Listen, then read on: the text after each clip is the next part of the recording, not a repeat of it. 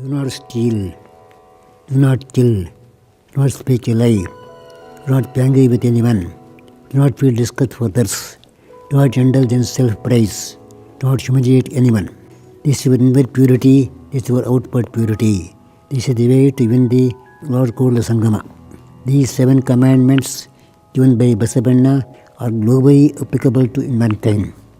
Today, living amidst strife, corruption, greed, selfishness, materialism, and many other ills that are coming in the way of simple, happy living. It is not the religion that we are supposed to follow, but a way of living that can be practiced to build a harmonious society.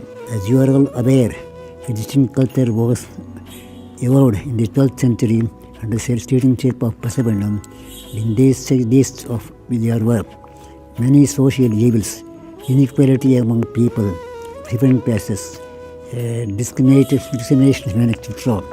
Basavanna, a great mystic and social reformer, stood up for the cause of the downtrodden, equality for man and man and women, and tried to establish a class society.